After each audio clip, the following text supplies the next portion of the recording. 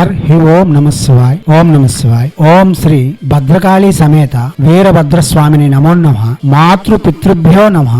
ఆచార్య అతిథిభ్యో నమః. శ్రీమాత లలితా త్రిపుర సుందరయే నమో నమః.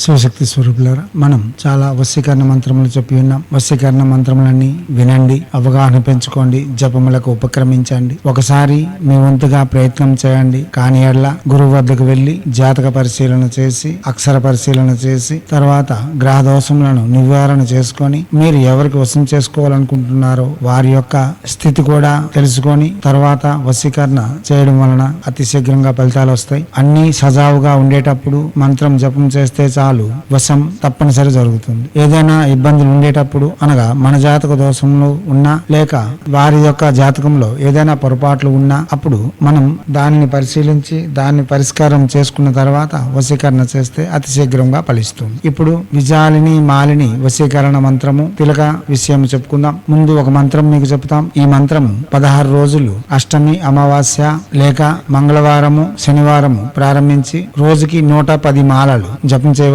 ఉంటుంది. ఎర్రని వస్త్రములు ఉత్తరాభిముఖంగా కూర్చొని గ్రామ దేవతకు నమస్కారం చేస్తూ గ్రామ దేవత వద్ద దీపం వెలిగిస్తూ ఈ మంత్ర జపం చేయాలి. ఇలా జపం పూర్తి చేసుకున్న తర్వాత రెండవ మంత్రము అముకం అన్న దగ్గర వారి పేరును చేర్చి మరల 16 రోజులు రోజుకి 110 మాలలు జపం చేస్తే ఎటువంటి వారైనా వశం అవుతారు. లేని ఎడ్ల మీరు తిలకం యొక్క విధానం చేసి వశం చేసుకోవచ్చు. ఇప్పుడు ముందు జపం చేయవలసిన మూల మంత్రం చెప్పుకుందాం. మంత్రము ఓం నమః కోదండ సర విజాలిని మాలిని సర్వలోక వశంకరి స్వాహ. మంత్రం మరోసారి. ఓం నమః కోదండ సర విజాలిని మాలిని సర్వలోక వశంకరి స్వాహ. మంత్రం మరోసారి. ఓం నమః కోదండ సర విజాలిని మాలిని సర్వలోక వశంకరి స్వాహ. ఇప్పుడు చెప్పిన మంత్రము 16 రోజులు రోజుకి 110 మాలలు ముందుగా జపం చేసి తర్వాత మీరు ఎవరిని వశం చేసుకోవాలనుకుంటున్నారో వారు పేరును చేర్చి చేయవలసిన మంత్రము. ముందు మంత్రము కేవలం 16 రోజులు రోజుకి 110 మాలలు చేసి తిలకం తయారు చేసుకుని సర్వజన వశ్యం చేసుకోవచ్చు. లేదా మనం వ్యక్తిగతంగా ఎవరినైనా వశం చేయాలంటే రెండవ మంత్రం అముకం అన్న దగ్గర వారి పేరును చేర్చి 16 రోజులు రోజుకి 110 మాలలు జపం చేయవలసి ఉంటుంది. మంత్రము ఓం నమః కోదండ సర విజాలిని మాలిని సర్వలోక వశంకరి అముకం మమ వశం కురు స్వాహ. మంత్రం మరోసారి. ఓం నమః కోదండ సర విజాలిని మాలిని సర్వలోక వశంకరి అముకం మమ వశం కురు స్వాహ. మంత్రం మరోసారి. ఓం నమః కోదండ సర విజాలిని మాలిని సర్వలోక వశంకరి అముకం మమ వశం కురు స్వాహ.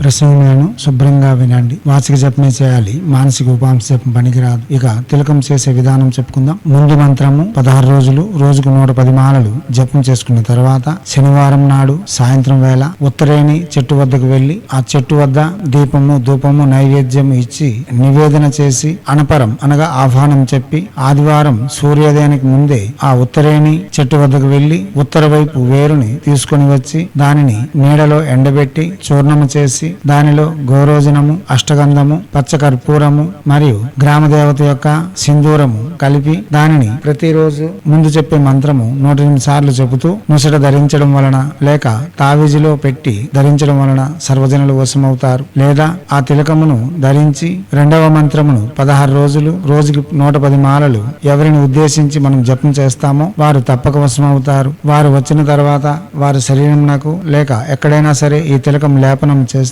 వారు ఆజీవనం మనకు వశమై ఉంటారు. దివ్యాత్మ స్వరూపులారా, ప్రసంగంలను వినండి, అవగాహన పెంచుకోండి. ఆవశ్యకతను అనుసరించి జపములు విధానాలు చేయండి. ఆవశ్యకత లేని వారు చేయవద్దు. జీవితంలో లోపములు తీర్చుకోవడం కోసం ఇటువంటి విద్యలు ఇవ్వబడ్డాయే కానీ మన ఇష్టానుసారం వాడుకోవడానికి అయితే కాదు. ప్రతిదీ సామాజిక వడంబడికి లోబడి ఉండాలి, ధర్మబద్ధంగా ఉండాలి. చేయండి, చేసి సకల ఆనందములతో ఐశ్వర్యయుక్తమైన భోగయుక్తమైన ఆనందకరమైన జీవితం మీ చేతులారా నిర్మించుకొని ఆనందమయంగా జీవించాలని కోరుతూ హైందవ సనాతన ధర్మ ఋషులు మనకు అందించిన విద్యలు వినియోగించుకోవడంలోను భారతీయ సంస్కృతి సాంప్రదాయాలు కాపాడడంలో ముందంజలో ఉంటూ మనకంటూ ఒక గుర్తింపును తెచ్చిపెట్టాలని కోరుతూ ఎప్పుడు మీ సేవలో రత్నశ్రీ హిందూ సేవా సమాజ్ ఆచార్య భీమసింగ్ రవికుమార్ ఆఫ్ నిఖిలానంద సాగర్ మహారాజ్.